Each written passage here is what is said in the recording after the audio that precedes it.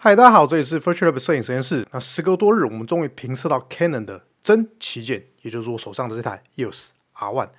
那过去我们平常用准旗舰次旗舰来称呼像是 EOS R5 Mark II 这样的机种，那也曾经在差不多3年之前EOS R3 的评测当中说 R3 是当时 Canon 的旗舰。那 EOS R1 它既然身为 Canon 目前定位最高阶的机种，那么它的表现到底如何呢？那接下来就让我们开始吧。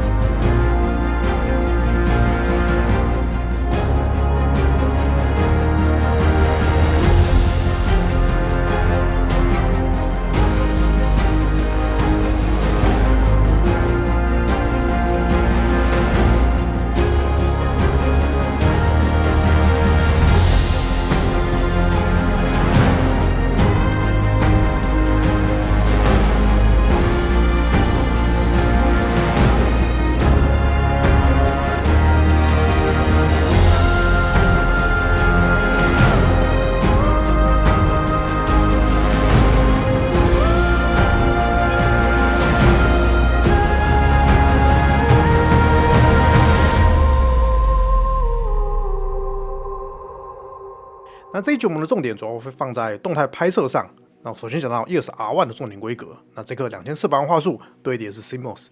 确实跟他牌的竞争对手比起来，它的画素并不高那也就是维持 EOS R3 的水准。不过它的连拍性能提升到了每秒40张，并且加上了预先拍摄功能，那这个就还蛮重要的。那尤其是在 EOS R1 的主战场像是运动摄影飞羽摄影方面这个就是非常实用的功能那因为它能够回溯 0.5 秒的时间那以40 FPS 来算，就是整整20张。那它能够极大程度提升你的拍摄成功率那尤其用在拍鸟类题材的时候像这种从树枝上起跳的这种飞行板那如果你的方向有对的话，那拍起来几乎是不会有什么问题的，非常容易成功。好，那接下来我想分享的是这段时间我使用 EOS R1 的40 FPS 连拍与预先拍摄功能所拍摄的鸟类作品。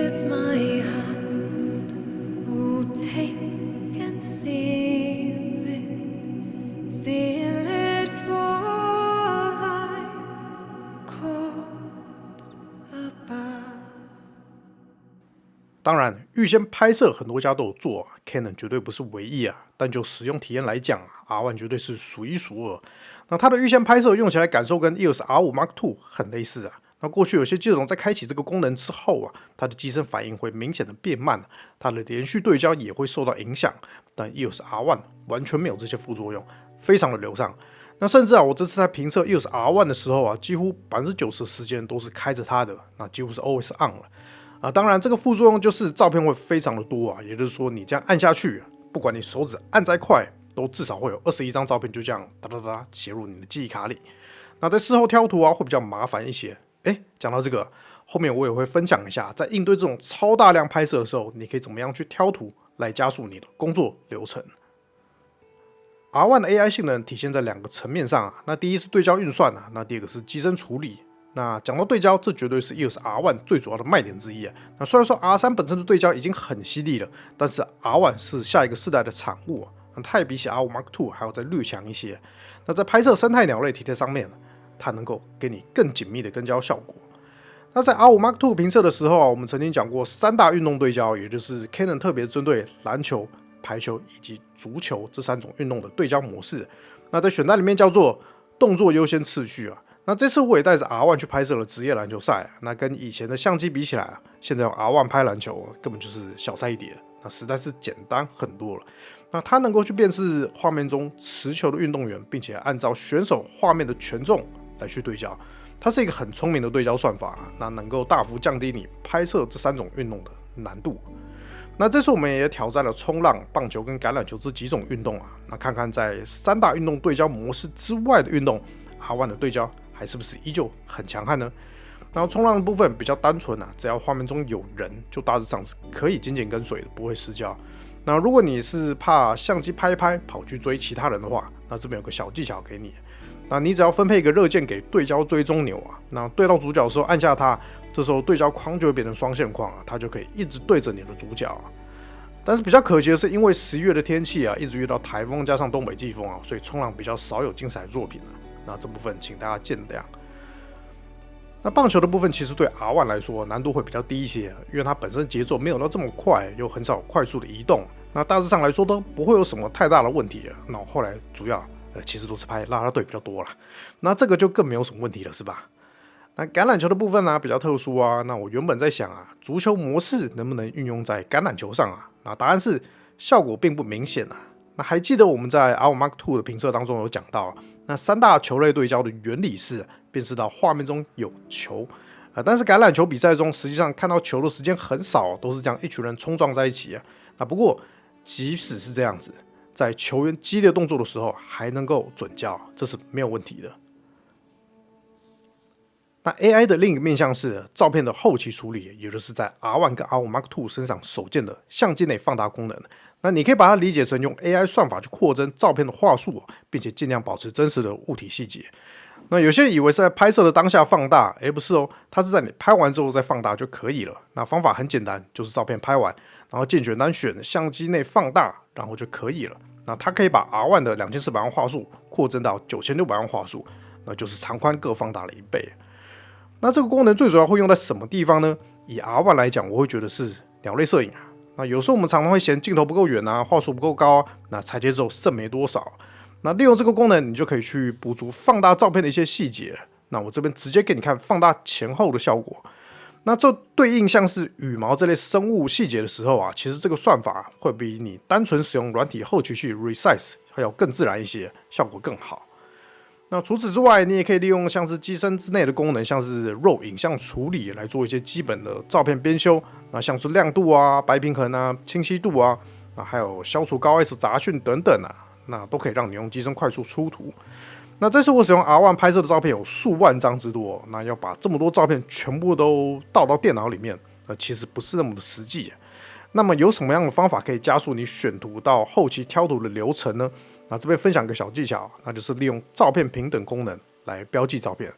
那具体操作是这样啊，通常我会先进选单那为播放自定按钮，然后改里面的设定，要设定哪一个按键随你喜好但是一定要有一个是分级，也就是打星号另外一个是保护，也就是一枚钥匙这个，然后再去选单用滚轮影像跳转，然后把前后滚轮设定成分级或者是保护。那设定完之后你就可以在拍摄当下就把当下觉得还不错、有准焦的照片先打星号，那你可以打1到5颗星然后重要的照片设定为保护那这时候如果你想要在茫茫的照片海之中回去看你刚刚那些打星号的照片，就滚你刚刚设定的那个滚轮那它就只会跳转你刚刚有打星号的照片。那之后在进电脑软体的时候你可以将设定只显示几颗星的照片，然后透过这样预选图的方式，就可以在后期大幅节省你挑图的时间，进而节省你的工作流。好，那讲完了连拍AI 对焦、AI 功能，接着我们讲录影，尤其是 4K 120p 的慢动作。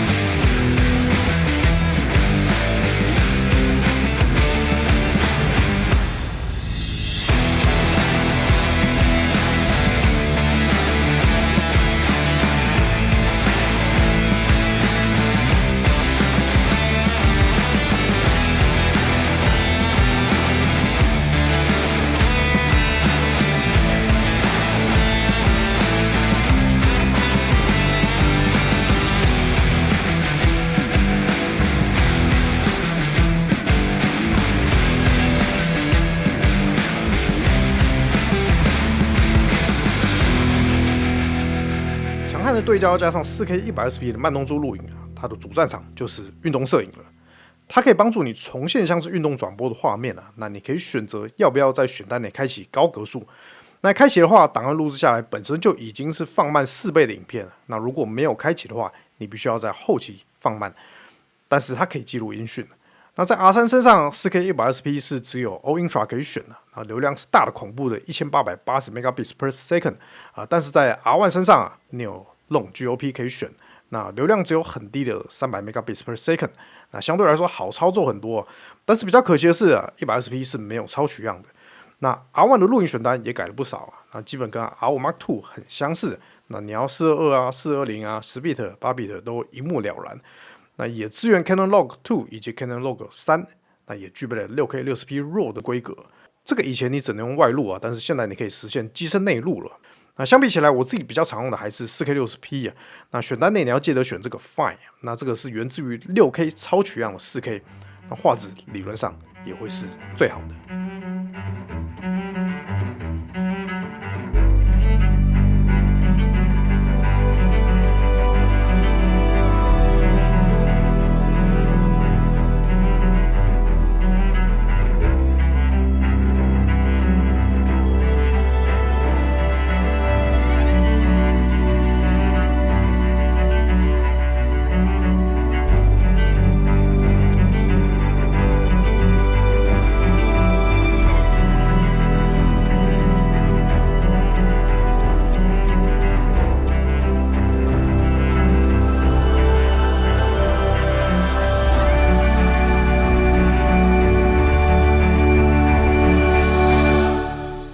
最后我们讲机身配置啊，虽然同样都是方块机啊，那 EOS R1 比起 R3 啊，机身还是有一些改进啊。首先拿到手上，你会觉得机身蒙皮的手感明显的不一样，它的摩擦力更大。那再来是记忆卡槽改成了双 CF Express Type B， 那卡槽盖加上了一个物理锁，像是这样。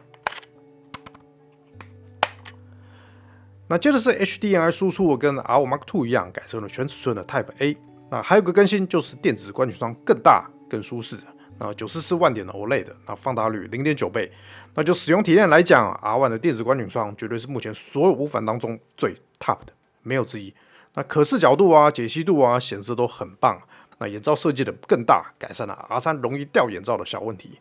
那 R1 也一样有远球控制自动对焦啊，不过感测器更多，判读更准确，那可调整的选项也更多。